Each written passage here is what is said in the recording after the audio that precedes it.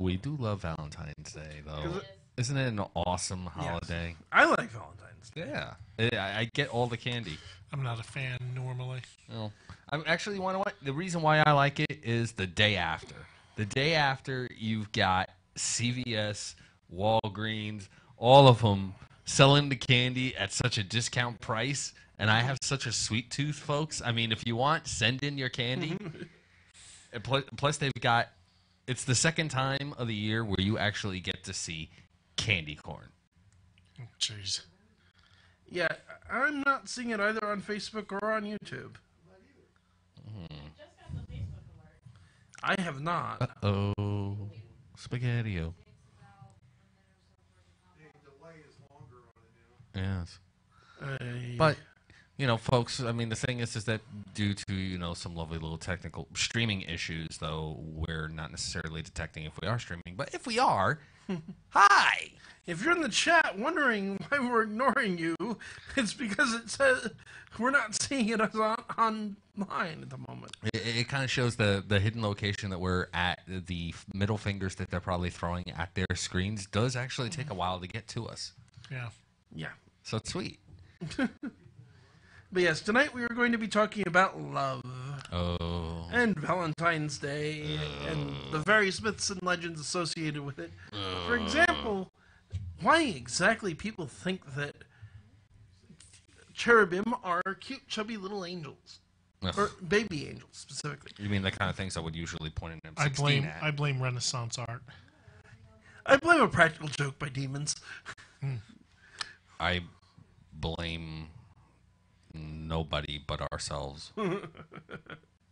It's all my fault. Sorry.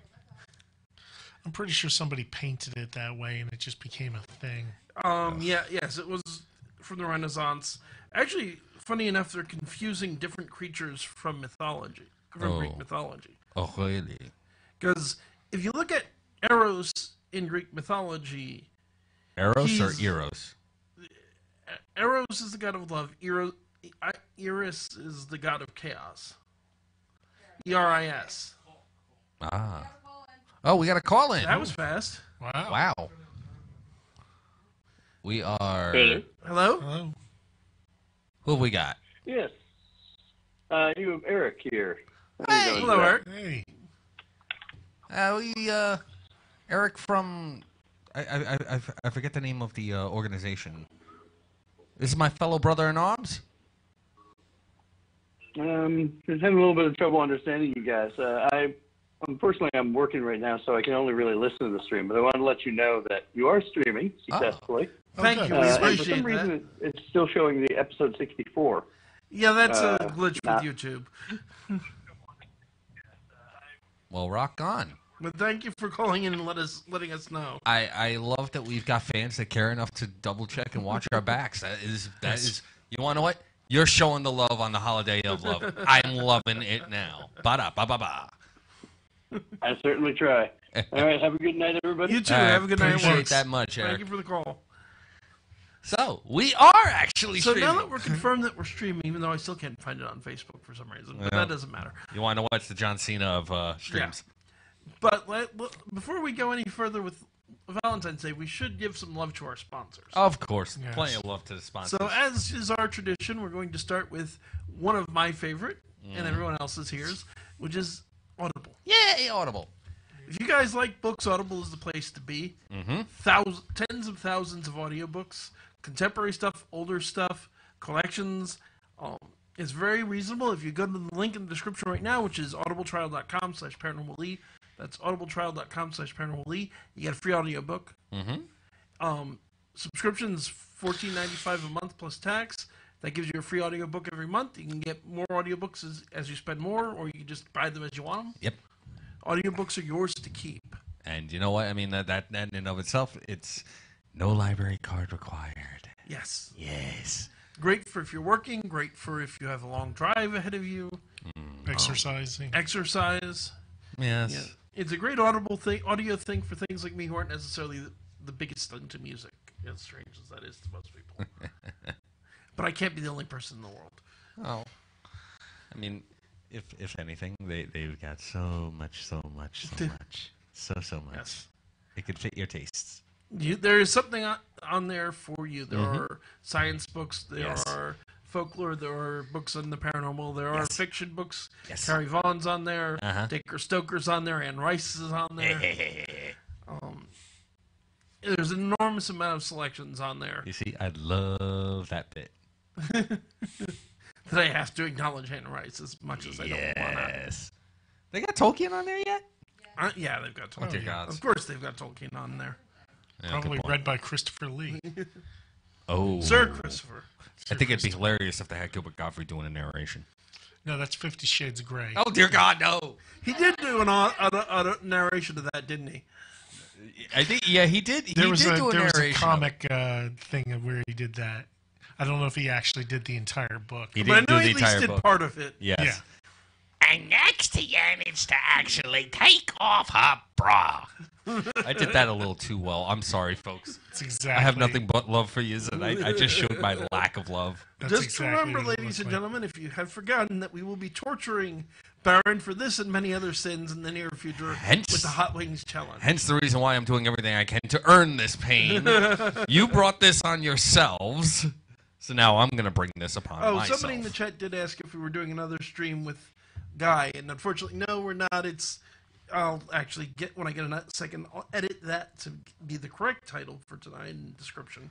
Yeah, we were lucky to get him, and not for nothing. I mean, wow. He's in Japan. He's Yeah, he's very day busy. ahead of us. Yeah. Well, yeah, Yeah. to say the least. Yeah. That's my twin brother from another country. There you go. Let me say now, for the record, I am very sad I could not make it. He was an awesome. I listened to the whole thing. He was an awesome guest. And That he was. He will be completely welcome back here in the future. Amen. For sure. That's like I said. I've never met somebody that delighted in as much evil as I did. It was great. GMs always delight in evil. It's part of our nature. Yeah. This is true. Storytellers of all sorts of natures Indeed. do delight in causing conflict and resolution, and then conflict, and then resolution. And for that matter, it's worth noting that my own pain is along the way because we continue to add subscribers. For those of you who have forgotten or have just joined us recently and did not know, when we hit 1,000 subscribers, I'm going to do a show in drag. That's going to be painful for all of us. Yes, Yes. it is. But back to the topic at hand, which is Valentine's Day. Valentine's Yes, you Day. were mentioning cherubs and So cherubim. it's an odd place to start, but we can start with why cherubim are associated with True. chubby little angels. So there's a creature, order of spirits, essentially, in Greek mythology known as the Purim, Purim. which do appear as chubby little babies. Ah, Okay. They're associated with purity and chaste. I was about to love and say, things do of they that want to nature. puree the Purim? Which would be where it got hooked up with both Cupid and cherubim. Because if you read the Bible, cherubim have three faces: a man, a bull, and an eagle, and four wings. And they're warriors and guardians. Cherubim wielding a flaming sword guards the gates of Eden. Cherubim are engraved onto the Ark of the Covenant. Lucifer himself is described as a guardian cherub. I thought They- he was a Grigori. Not in the Bible. Samael, who is one of the Jewish versions of Satan, is one of the Grigori, which is from the apocryphal book of Enoch. There you go. And that's the one I actually good old Book of Enoch. read. Yes. I like that one. It's a good one. It's an interesting. It's a page turner. From right to left. But that's where the idea came from. If you go to Greek mythology, for that matter, Eros is not a chubby little, or for that matter, his Roman version, which would be Cupid, Of course is not a chubby little baby. He was a man. He was married, for Pete's He sake. was a family man. He's from Italy. What are you talking about? I guarantee he probably showed up there in a nice little pink tie. They're so mad. Oh, yeah. They're so mad that they get thought of as tiny little babies. Well, no, there's only one Cupid and one Eros. No, but I mean like the cherubim and stuff. Yeah, the cherubim originating from Italy, and I can guarantee who the number one leader of them all is, Joe Pesci. You gonna call me a little baby? Cherubim originate from ancient Judea, not from Italy. Yeah, but wouldn't you say Joe Pesci is a little Italian Jew guy? I mean, come on. He's that angry. He's not. I don't think he's Jewish. You tried telling him that to his face. I'm pretty sure he's Italian.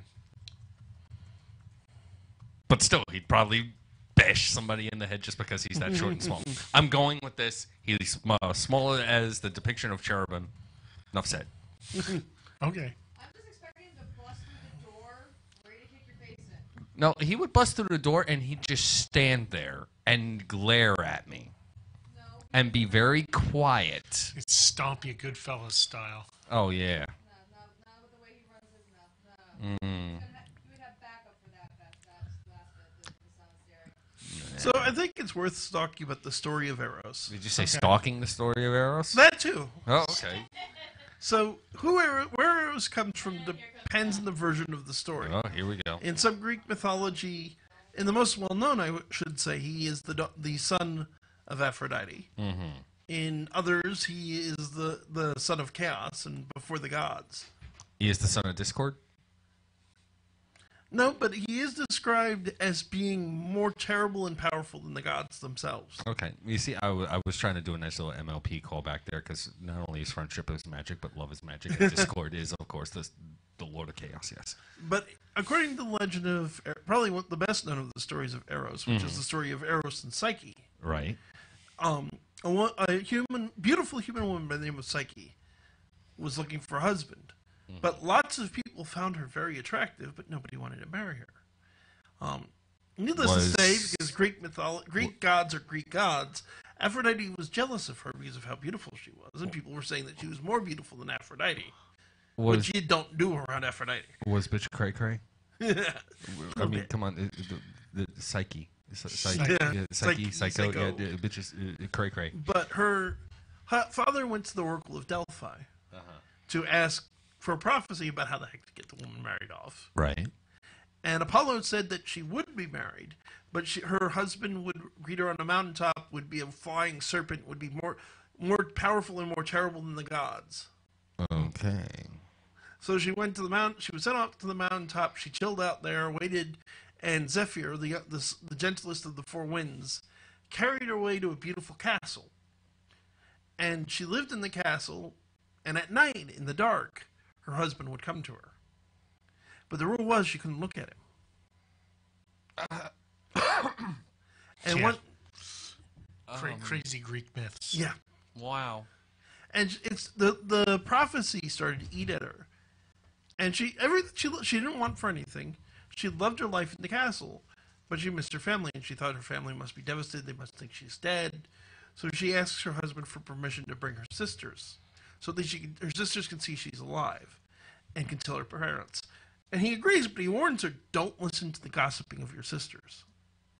So the sisters are brought up, and the sisters basically play into all of her fears. That her husband is a horrible monster that's going to devour her. He isn't letting her see his face because of this. I don't know. I mean, he's kind of like being the ultimate depiction here of toxic masculinity. It's the Phantom of the Opera. I'm saying. And finally, they eat away at her and eat away at her, and days go by after they've left. And finally, she decides she's going to light a candle. In the dead of night, when he's sleeping next to her, she'll light a candle and she'll see him. And she does this. And at first, she's greatly relieved because it's a beautifully handsome man laying in bed beside her, not some monster. I'm presuming that she's never seen his face up till this point. Right. No, never seen her, even his body, alone his face. Wow. But she lets the oil from the candle drip onto his back. Oh, good. And the pain awakens him, and he goes into a fury and storms out of the castle and tells her that because love is built on trust, and because you could not trust me, it's over. And she goes to, realizing who he is, she goes to the temple of his mother and begs Aphrodite to intercede. And Aphrodite still's a little tiny bit jealous. I would say so. That is like the ultimate, oh, look who's asking me for help now. And says, okay, I'll tell you what. I'll do it. I will. But you got to do 3 favors for me. Oh, it's always 3. Naturally. So takes her to a giant dune made out of seeds of all different types. Okay. Sort these by morning. And that will be your first task. And Aphrodite leaves, and she just breaks down because it's a mountain, literal mountain of seeds. How could you possibly do it in mourning? But ants hear her weeping, take pity on her. And because it's what ants do, they sort the seeds perfectly for her, from one giant dune into multiple small ones of each different seed. So Aphrodite is absolutely furious because that was supposed to be impossible, but she did it. She didn't get the ant killer. That was the problem. So it's like, okay, I'll give you something else to do. And she sends her to this river, to a waterfall in the river. And it's like, take this bottle and fill it with water from the waterfall. Like, okay then. She goes and she immediately realizes that the rocks from the waterfall are all wet and slick and she can't possibly climb on them. They're far too sharp. But an eagle swoops down and takes pity on her, takes the bottle and fills it. Thank you, Zeus. So Aphrodite be cray-cray at this point. Really cray-cray at this point. I believe it. Yeah. It's like, okay, fine, mortal. Go to hell. Well, Hades, in this case. Get Persephone to give you, to drain off a portion of her own beauty into this box. And we'll be good. So, very well. Takes the box, heads the gate to the underworld, heads in. But Persephone is actually a relatively decent sword and actually agrees to give it to her. If anything, to screw Aphrodite over. Yeah. It's Aphrodite. Yeah. Again, it's cray-cray. She takes it back to Aphrodite. Aphrodite's more furious than before. It's like, no, I will make you my slave. You will never see him again. But Eros hears the arguing finally from his room. Because, of course, like your been living in his typical mom's teenage boy, he locked himself up in his bedroom. He To sulk after breaking up with his girlfriend. He looked away from his monitor playing Greek World of Warcraft. Yeah. Comes out. The original World of Warcraft. And of course they get married. And Zeus, as a wedding gift, makes her a god. There's another version of the story where Eros, being a Greek god, never forgives her and they never see each other again. That sounds more like a Greek god thing. Yeah.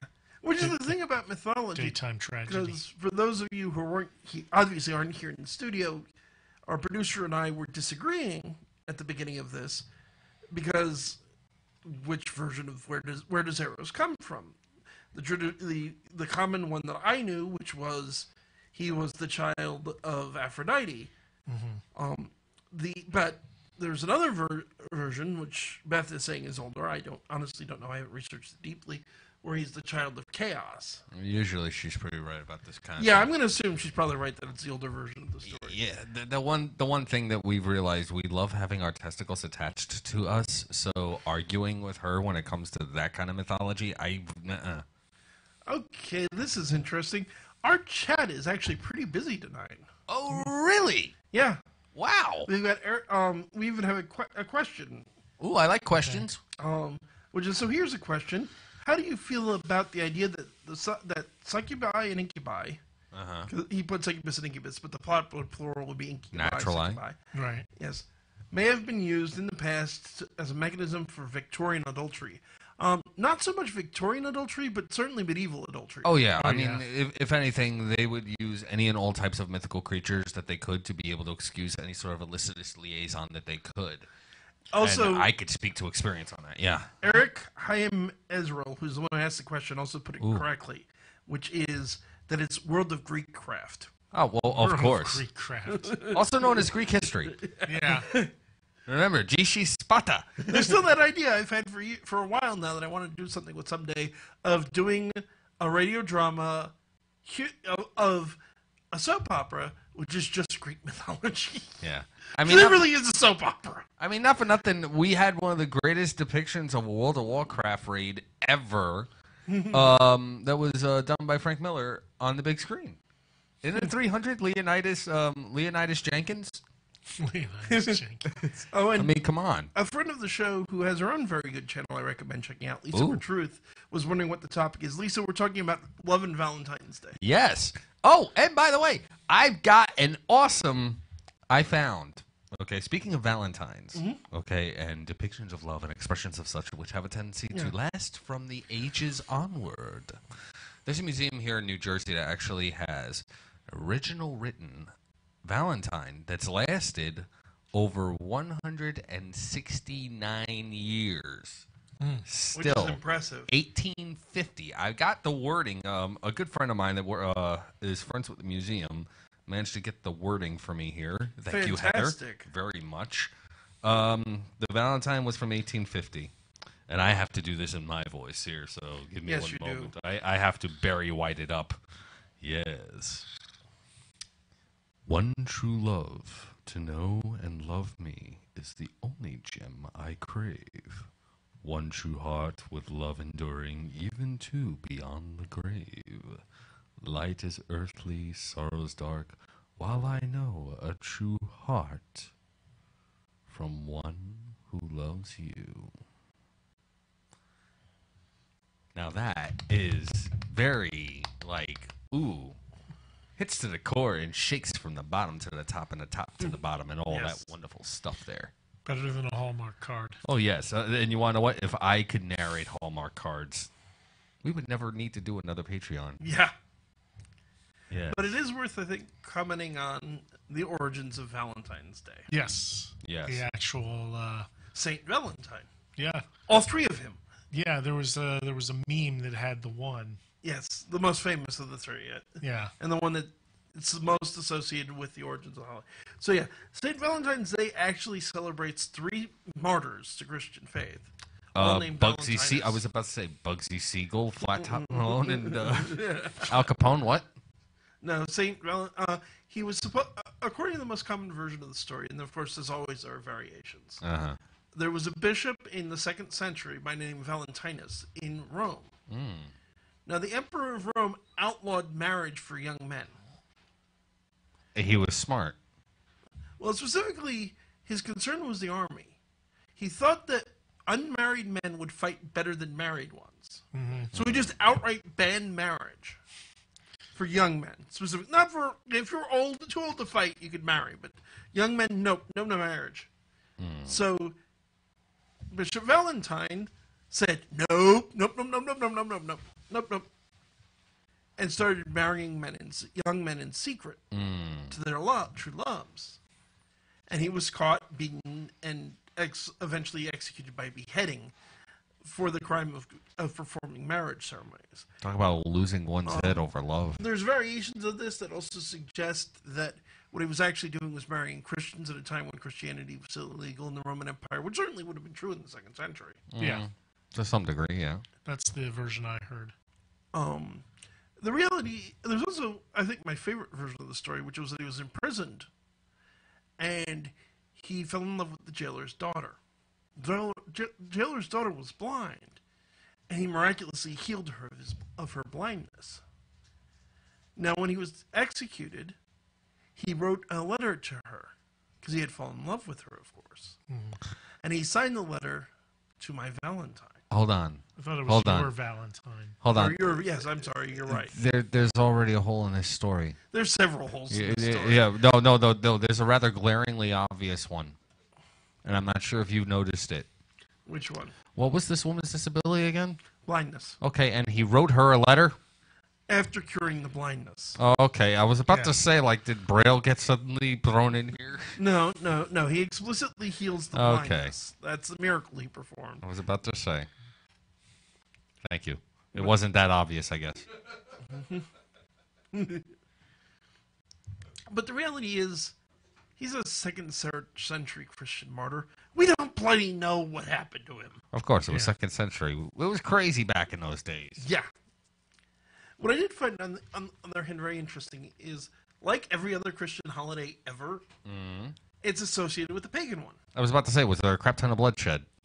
Yes. Yay! It is Before associated. the St. Valentine's Day Massacre. Yes. Oh, It's associated with a holiday known as Lupus Calla, which is a fertility it's never rite, lupus. Yes.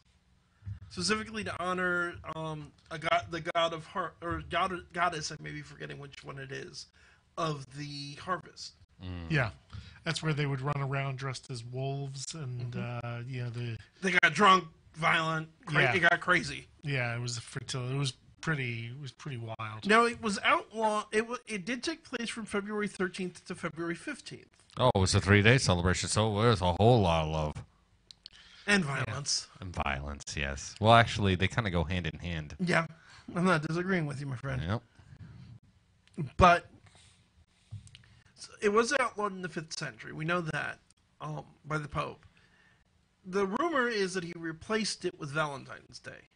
This is probably actually not true. Yeah, because I don't think Valentine's Day was formally celebrated for a few more centuries. Well, no, it was celebrated as a feast day for Saint Valentine, but it wasn't associated with romance for hundreds of years later. Right.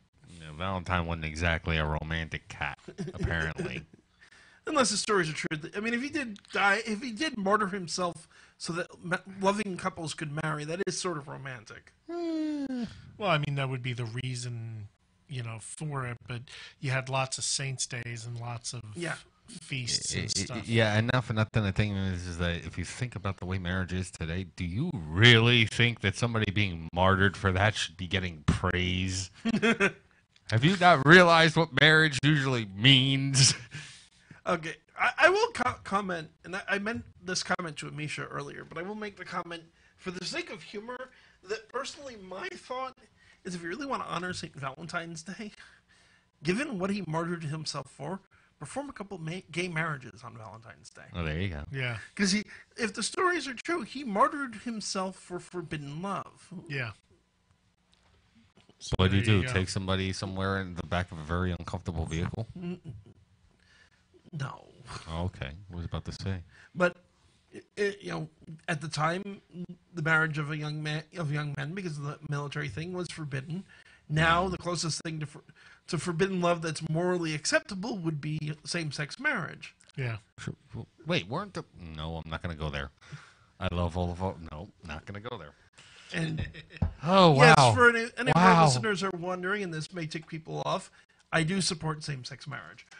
And you want to know what? No, that's all the awesome. I was just thinking Yeah. of the original Greek depictions upon many pottery, in which case then do you really think they had a problem with same-sex marriage back then? Weren't they sanctioning not sex, but marriage between people and inanimate objects? Galatea. There you go. Enough said. But for that matter, yeah, here's the thing about, it's worth noting about Greek mythology, and homosexuality. Heracles, by far the most famous of the Greek gods / The heroes. horse master of Zeus himself, yes? He had a companion named Aeolus. Yep. Anyone who's listening who's seen the old TV show Hercules' Legendary Journeys will know Aeolus is companion in the show. Yeah, in the mythology, they're more than companions in the modern sense of the word. They're lovers. There's more than enough ways to Well, keep I mean, there warm. was that. There was Achilles. Yes. Famous for having a lover who he went crazy for after he died. Was it Brad Pitt? In the movie, yeah. No, I'm talking. He realized who Brad Pitt was in the future. That's weird. They do So, say the depiction Eric, is who the... called in, is saying that they could hear the gentleman on the left very well, but everyone else was really quiet. Folks in the Oh, wow. chat, give us a heads up if any of us are sounding particularly quiet. You all sound fine to me. And Yeah. it's interesting. Apparently, one, I got called a gentleman, so thank you. And two, for once, I'm the one that's coming in loud. Usually, I'm the one that's somewhat quiet. Yeah, I I'm the know. quiet one. Might just be. Well, you do dress like a gentleman at the very least. Might just be that I haven't been talking as much. This is true. Actually, I think this is the most I've seen you talk in a while. Yeah, you have been quiet lately. But you want to know what? Yeah, This we're is talking. awesome. But Yeah, no, this is the way the this show is should awesome. be. This should be. I love discussion and debate and making Kevin like feeling about this small while he does the same to me. So it's totally awesome. You know what though? I mean, I have my own personal views whenever it comes to Valentine's Day, and you know what? I'm gonna be serious for just a second. And to kind of like show how serious I am, if maybe either Gene or Beth can like get that camera right here, because I want to make sure that this message it gets through, especially considering the nature of the holiday. And I will say thank you to 381322 who says the audio sounds fine. Oh, great. Okay. Y'all can see my eyes direct, yes? You can see my face and see that I'm being nice and serious here, yes? He's got the serious face on, people. I got the serious face on, okay? If you wait an entire year just to have one day to express how you feel for one another, then you've got a problem. You should be expressing how much you care for an individual every day you have them. Yes. Don't wait. Do not wait. Okay? Because you know what? Not everybody's like me. I can survive a crap ton and still keep on coming back, but I'm pretty damn sure all the other people in the world are kind of squishy. You know, they can't survive what I've been through. So don't waste a moment. Because you never know, they may not be there. Care for one another. Yeah. Love for one another. I love these two jokers. I love that joker behind the freaking soundboard. I love the one holding the camera. I love Misha being a Misha. Yeah. There you go. I mean, family, friends, loved ones, significant others, husbands, wives, cousins, even the little turds that, you know, work the freaking... I can't even go there. But still, don't wait till that one day of the year. You'd be ridiculously stupid if you do. You'd be cheating each other out of the opportunities that you do have to be able to express how much you care for one another. All right. I think that's about as loving and heartfelt as I could possibly get. Very nice. Okay. I did say it would be somewhat disturbing. Can I go back to like punching babies to Jupiter now? I actually feel that the inspiration to do something similar. The cupcakes, yes, cupcakes. Yes, cupcakes. All the cupcakes. Yes. All the cupcakes. Is to get Christian for a moment, I'm going to quote from the Bible. Oh, he's going to be quoting scripture. A favorite of mine and a favorite of my grandfather's who always read this at Valentine's Day and or not on Valentine's Day, at weddings. Mm-hmm. And to honor the fact that he just passed, I think now's a good time to read it. Which Indeed. would be 1 Corinthians 13, 4 through 8. Love is patient, love is kind. It does not envy, it does not boast, it is not proud. It does not dishonor others, it is not self-seeking, it is not easily angered, it keeps no record of wrongs. Love does not delight in evil, but rejoices with the truth. It always protects, always trusts, always hopes, always perseveres. Love never fails, but where there are prophecies, they will cease. Where there are tongues, they will be stilled. Where there is knowledge, it will pass away. And three things will abide. And the quote ends here, but let me get the last of it to get it exact. Because it's my favorite part of this. Mm-hmm.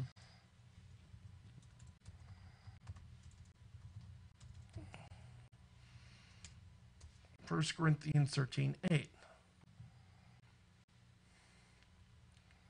Love never fails, but where there are next one. Scripture can be confusing at times. Bear with. There we go. Okay. So Corinthians 9 through 12. For we know in part, and we prophesy in part. But when that which is perfect is come, then that which is in part shall be done away. When I was a child, I spake as a child. I understood as a child. I thought as a child. But when I became a man, I put away childish things. For now we see through a glass darkly, but then face to face. Now I know in part, but then I shall know even also as I am known.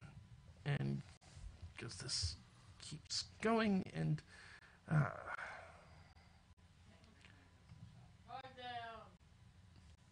and these three shall remain. 1 Corinthians 13, 13.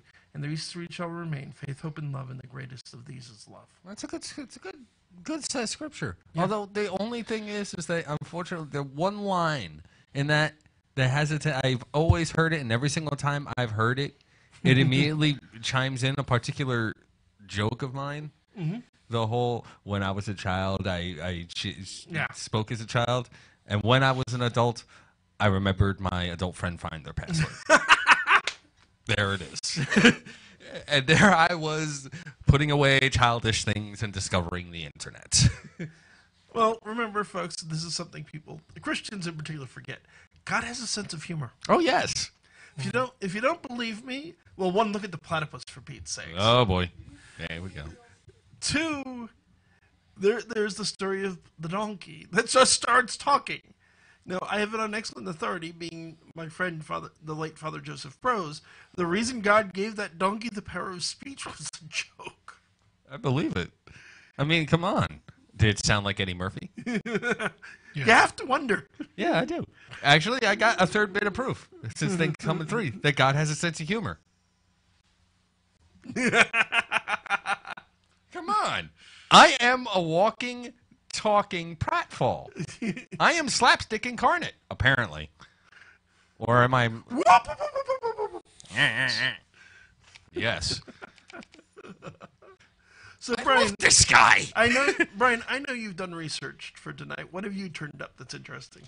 That Put him on the spot. we covered some of it. I had always been of the belief that Valentine's Day was sort of a hallmark holiday. Invention, That the card companies had pretty much taken this forgotten thing and brought it out and used it to sell cards.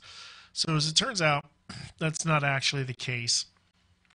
You were talking about it a bit before with the history. Mm-hmm. What I turned up in my research was what you said about the guy, writing letters to his wife. Mm-hmm. After the Battle of Agincourt when he was a prisoner. Stupid English. The idea that the Valentines had been exchanged, with romance for hundreds of years and were actually, printed cards and stuff go back to the 1700s. Oui. So, yeah, that was my sort of surprise when I was all into the cynical view of Valentine's Day as just a crass commercial holiday. Now, where the candy came into it, who knows? But Hello. I prefer the 17th and 18th century depictions of love, from the Marquis de Sade. Pick up a flagger and have some fun, no? So if you're wondering, like we said, the association of love and St. Valentine's Day comes from the Middle Ages. Actually, really, it's late Middle Ages. Yeah. But the one of the first off-middle. people to make that association is very famous for his poetry involving people on pilgrimages, which of course would be Geoffrey Chaucer. Yeah. Oh, Le Chaucer. But while the Canterbury Tales is of course the most famous thing he wrote a 700-line poem called The Parliament of Fowls. Kind of sounds like what we got over here. Is the first surviving record between St. Valentine's Day and romantic love. Probably wrote around 1381 to 1382 when he was a member of the court of King Richard II. Specifically, it's thought to have been for King Richard II's engagement. But Those there's a kings bit got of the everything. poem here. I don't think it's necessarily. I'm pretty sure it's not the whole thing, but No. Of course it For wouldn't. this Back then they one, were long-winded. for this was on St. Valentine's Day, when every bird cometh there to choose his mate. The poem also contained a familiar Valentine's Day image. Cupid with his arrows. Under a tree beside a well I saw Cupid, our Lord, his arrows forge and file, and his feet and his bow already lay. Maybe that's where we get the idea that Cupid is firing arrows, because arrows, Greek god named Eros. The arrows are part of the Greek mythology. He basically, depending on era of Greek mythology, either he was just kind of a flighty jerk who just liked to fire arrows into people to make them fall in love with each other for his own It amusement. was target practice. Yeah. Or there's the more romantic of trying to get people love, to foster love. The Well, idea it's of being understandable. love struck. Yes. Oh God, you know what? I'll keep somewhat within the interesting bit of there. Where wait, you got to be kidding me that love has struck them hard. One of my favorite depictions of a complete total reversal of emotion towards one another, where you could swear you could actually see the sudden change of heart. Mad Mardigan and Sorsha. Did you really just do a Willow reference? I just did a Willow reference. I have validated my geek card super hard. Somebody punched his geek card big time. It's like, yes, sir, I am a geek. Validation. Yes. Willow. The last time that wait, what was that? Was it Brad Pitt? No, what's his name? Val Kilmer. Val Kilmer actually looked thin and good. No, it's not the last time. And forget good. Don't forget Tombstone. Yes. No, that wasn't. That was sickly thin. There's a difference. He Yeah. was being a very good huckleberry right there. Yeah. Oh, yes, he was. But Doc he still managed to look good even as a tubercular, dying yeah, I Doc mean, come on. Holliday. Val Kilmer looks good in almost everything he does, but yeah, at least in this particular case, he doesn't look how he looks now. He's gone the way Elvis right now. Well, It's yeah. been a long time, but I have seen One Love. The drink has caught up with him. Of course, there's always the funny thing of the two-headed dragon in Willow has a name. It's called a troll. No, Siskel and Ebert. Oh yeah, that's right. The directors actually named the two heads of the dragons as Siskel and Ebert. And you know what? I don't blame him. Yeah, so basically, in the novelization, they revealed the name of the dragon. The two heads of the dragon are Siskel and Ebert. Yes. Basically, after how Siskel and Ebert panned the film. And you know what? It was a damn good flick. I liked it. It's not well loved, but I enjoyed it. Yeah, I don't know. It was not one of my favorites, but I don't think it's as bad as people claim it is, but I'm not saying it was a great movie. But it was a fun movie. It wasn't Star Wars. That was the problem. Yeah, that's your problem. It wasn't Star Wars. Well, that's why you didn't like it. Let's be honest. A lot of people's problem was it was a George Lucas film that wasn't Star Wars. Yeah. I think that. Or was let's be fair, it was a George Lucas film that wasn't Star Wars or Indiana Jones. Yeah. And still had Warwick Davis. Because Lucas used him in everything. Of course, he used him in everything. He's a good guy. Yeah. And then Spielberg stole him over and put him in Hogwarts. And made him, what was it, Flitwick? Who was the herbology teacher? No, that was Sprout. Sprout's a woman. Oh, yeah. Flitwick was the charms professor in Yeah, the there short you go. one. Yes. He actually played two. Yeah, he played two professors in that one. Yeah, because he was also the music conductor. He Yeah. was also Flitwick. He's also, That was Phil Flitwick. It was? although I Oh, believe yes. he was one of the goblins in those scenes as well. Oh, yes, that's He right. did He play- was the head of Green Gots. Yeah. Yeah, well, you talking about the guy who plays Willow? Yeah. Warwick Davis, yes. Yeah, he only played the Green Gods Goblin. He wasn't any other. He was Flitwick He was as well. Professor Flitwick. Yes, he was. Look it up. Don't argue with us. I will tell you this. And he was also, of course, Wicked. Of course he was Wicket. Yeah. But actually, no, I'm thinking of a much more interesting mythological being that we all know of that he was. The leprechaun. The leprechaun in the hood. Don't ever forget that bit. I will get my pot of gold. Not that I generally Lep disapprove in the hood up to do no of good. making fairies like leprechauns figures in a horror movie. That was just a bad series of movies. They I got worse one for you. they were, Oh, I don't want to know. they were funny at least. what was it? IMDb, hey, Warren Davis played both the Goblin Blade Killer and Professor Flitwick. Yep. We win. No, I was trying to say something. And then we got hit. What was it, Beth? Don't worry about it. All right. Fairness, Amisha interrupted that time. Yeah, I know. That's what I was saying. Amisha steamrolled.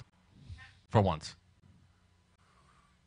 But we are over the first half an hour mark, so it's a good time to give out the phone number. I could do it. Folks, if you want to join in on this chaos, go ahead. Our number in order to be able to call would be 609-807-2492.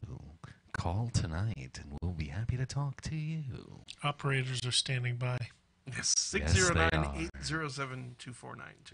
Please do call in. We'll be happy to answer any questions you may have. Comments on the topic, comments on other matters. We're not picky. Compliments. We are not. All Are right. we getting calls? Oh, No, not yet. did we lose our stream? We haven't been on Facebook all night. I've been saying this. But yet at the same time, Eric stated that we are. Well, he said we were streaming. But he's actually on YouTube, so I can see him in Oh. the chat. Yeah. Well, knows? folks, I mean, either way. Facebook's been difficult before. It wouldn't Yes, it it be was. difficult again. But it's all right. You know, I mean, So we'll what were the other two Valentines? I don't know anything about. I couldn't find anything on the other two. Oh, okay. They were all three were martyrs for the faith.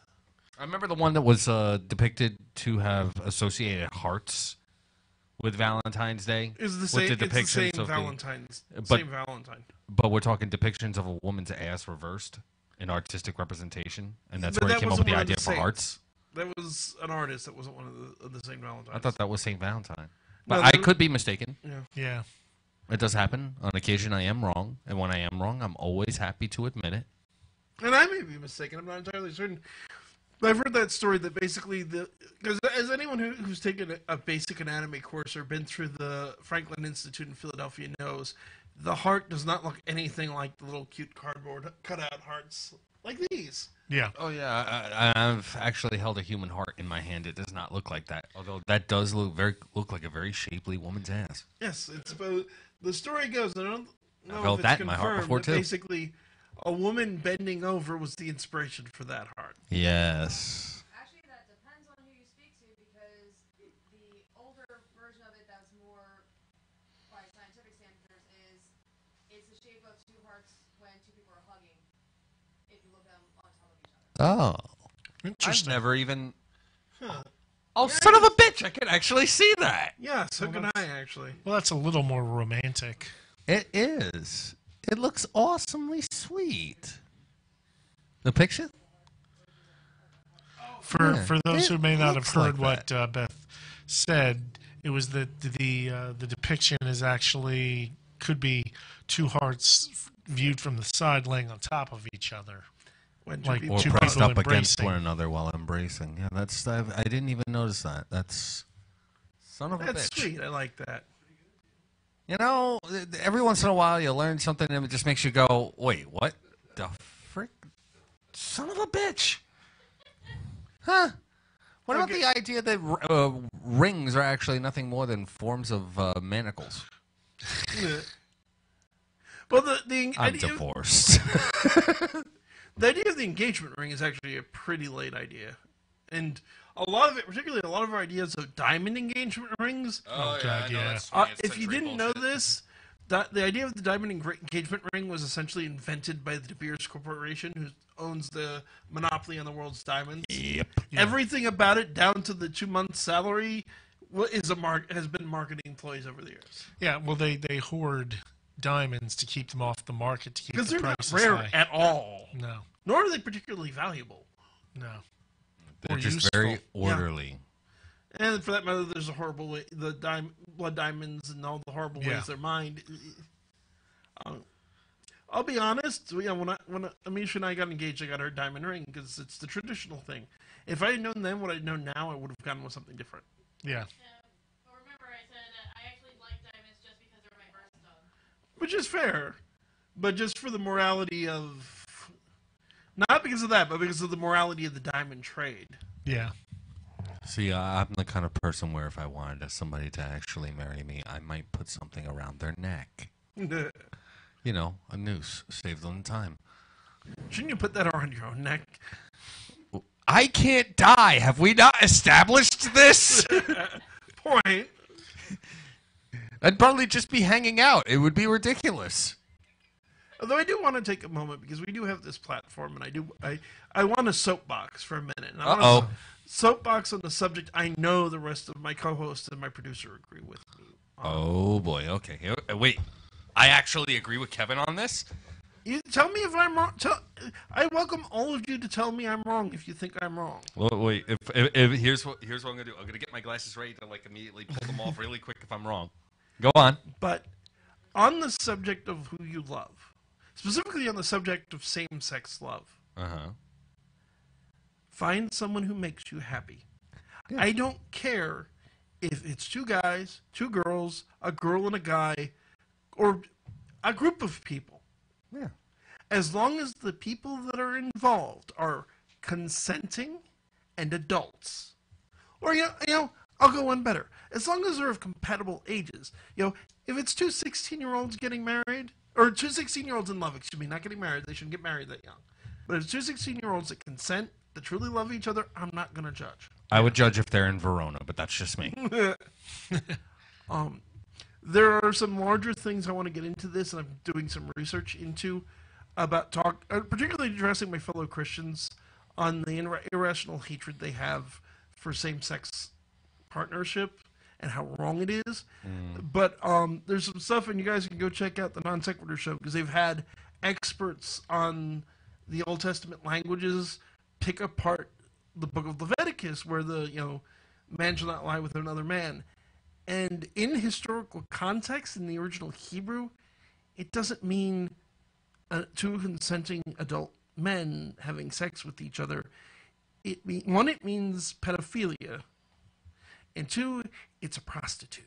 Yeah. Because specifically, those commandments it's part of a series of holy commandments that were given relating to how the Hebrew people related to the tribes around them, and particularly among the Canaanites and and the Egyptians. In the Hebrew point of view, historians are divided about how true this was, but the Hebrews absolutely believed this. The Hebrews believed that both the Egyptians and the Canaanites used a concept of temple prostitution, where you would go to the temple, pay to have sex with someone, particularly someone underage, and usually it was same sex, as a form of worship to the gods. And that what God's specifically condemning here is that. New on my bucket list, invent time machine, go back then, and actually start offing motherfuckers. And, I'll say this. I am very hesitant to invoke the death penalty for a variety of moral and practical reasons. But if you want to start talking about invoking the death penalty for pedophiles, I'm not going to resist you that hard. Yep. They're not going to be that much of an argument. Yeah, it's like, there are the resistances I have to the death penalty in general, which is a whole topic for another night in and of itself, just because of the biggest one being how many people were later proven innocent that have been executed, which is entirely too many. But in terms of, does the crime warrant the death penalty? I don't have issue with saying that, if you molested a child, you're the lowest piece of filth. Yeah. If it's consenting, and you can disagree with me. Our listeners are always welcome to disagree with us. What I would implore you to do is keep this in mind. If the people involved are consenting and of age, it's none of your business. Yeah. Let it go. Well, who's Be like hurting? Elsa. Yeah. As always. I am not condoning. You don't have to do it yourself. You can see it as evil. You can see it as wicked. But if you want to talk about what's evil and wicked according to Leviticus, what about getting tattoos?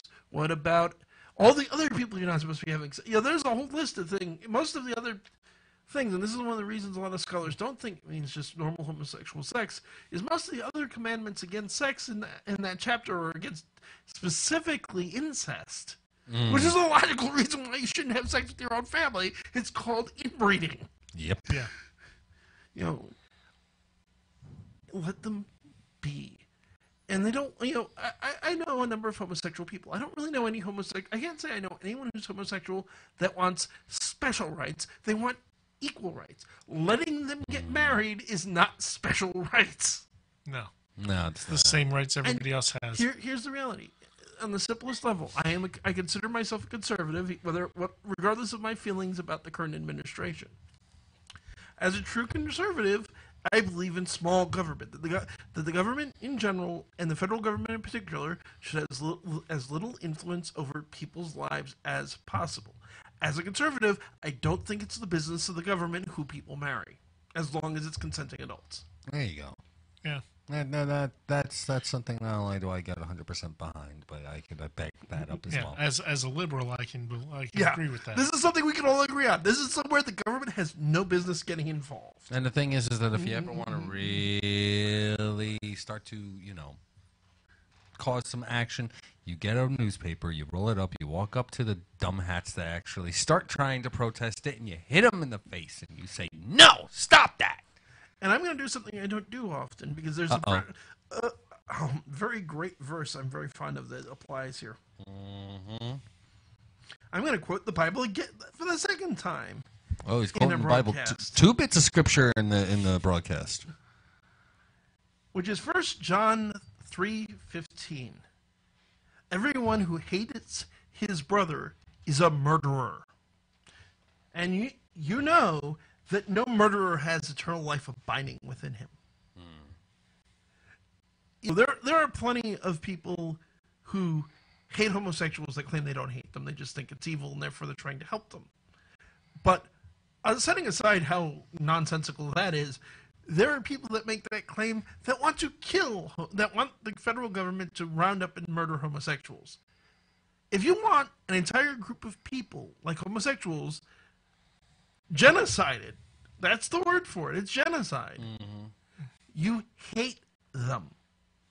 And if you want to talk about God's judgment, 1 John 3:15 says you need to watch your own rear end about judgment. Judge not lest ye be judged. Yes. I'm not even a biblical scholar, and even I know that one. Yeah. Hatred is not of God. Homosexuals deserve the same basic human decency and compassion as everyone else. This should not be a controversial statement among Christians, and it angers me that it is. But on a more positive note. We like positive notes. We are coming up on the end of our hour. Oh, my.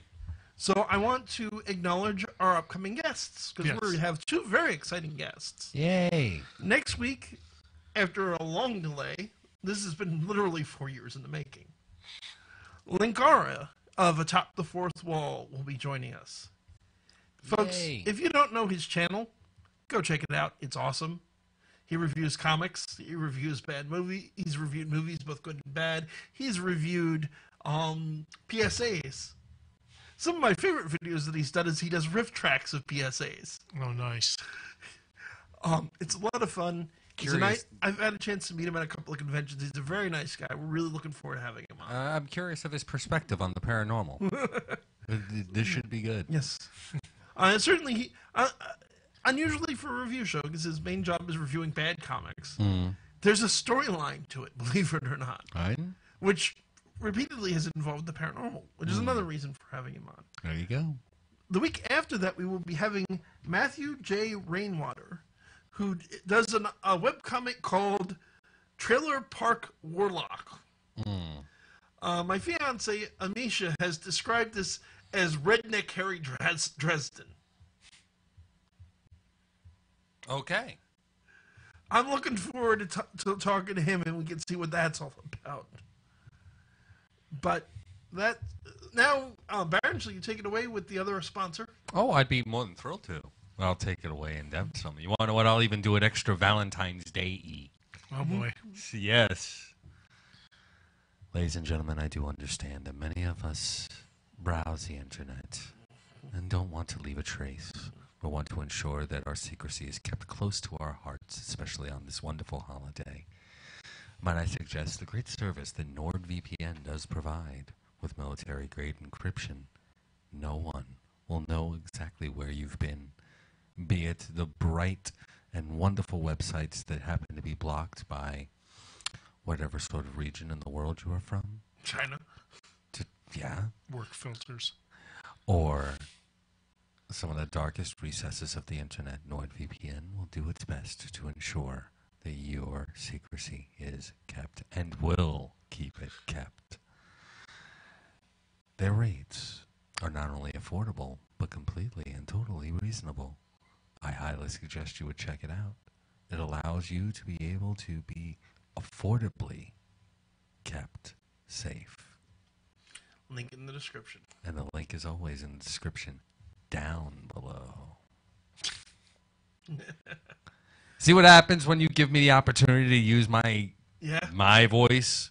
My voice. And folks, we are still working on preparing the Hot Wings Challenge for Oh, Baron. God. Thank you for you bringing us to 500 subscribers. You see, I just made everybody feel all nice and squishy on the inside, and And then now you I'm making bring them that feel shit better. up. Thanks. I'm not making you feel nice and squishy, but they feel nice and squishy thinking about you suffering. Yeah, I'm going to be suddenly hearing Johnny Cash playing in my damn head going, and it burns, burns, burns, the ring of fire, my butthole of fire. Another example of the fact that despite everybody's claim that they hate it, people deep down do enjoy country music. Oh, you want to know what? I don't even Because who consider... does not love Johnny Cash? I don't Well, consider... Johnny Cash transcends country. Yeah, I don't think he's just A lot country. of the best country He's- music musicians do. He's the man, though. I mean, think about it. He's the man in black. Who do you think I'm emanating half the damn time? Emulating. Damn right, emulating. That's what I just said, emulating. You got a problem with my The two emulation? great arguments Emulating. against to anyone who says they hate country music are Johnny Cash and Devil Went Down to Georgia.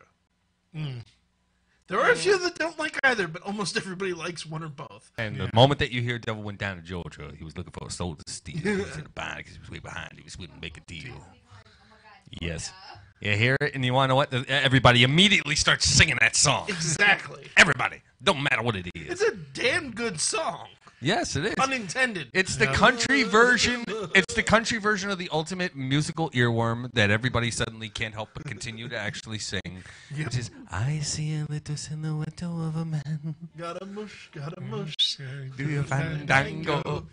Thunderbolts and lightning, very, very frightening.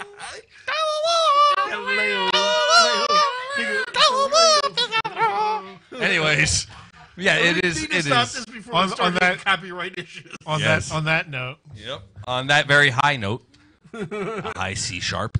We want to thank you all for joining us. We love our listeners. We love our subscribers. Spread the love. Show some likes, shares, subscriptions, please. More, because you want to know what? We get to 1,500. He has to eat hot wings. And at 1,000, I'll be in drag. Oh dear God! You want to know what? We hit 2,000. I'll be in drag. oh jeez. That should look good. No, you want to know what? Here, I'll throw one better. You want me to throw one better? Oh dear. We hit 2,500. I'm losing my hair and donating it. You realize that may discourage subscribers. What was that? That might you cutting your hair might discourage subscribers. My hair will grow back, and it will be going to a good cause for everybody that has. Granted. Yep. Because you know what? This beautiful, luxurious hair of mine, it looked Like- good on somebody else too. Seriously, folks, like, comment, subscribe. If you have a couple bucks to kick, Mm-hmm. and you already have your Nord and you already have your Audible, you can always go to our Patreon, patreon.com/demonology. Yep. Support us that way. We do offer advertising and other options there. We've got some exciting things in the works with the show that we're not going to talk about yet because I don't want to count our chickens quite just yet. Not yet. But folks, you're going to enjoy what's coming. We've got the show is still going. We're not going to stop. We're already looking at new guests to reach out to in the coming months. And after And the we're two not guests, short of topics. yep. And after the two guests that we do have, chances are there's going to be a plate of hot wings in front of me. Yep. Damn you all.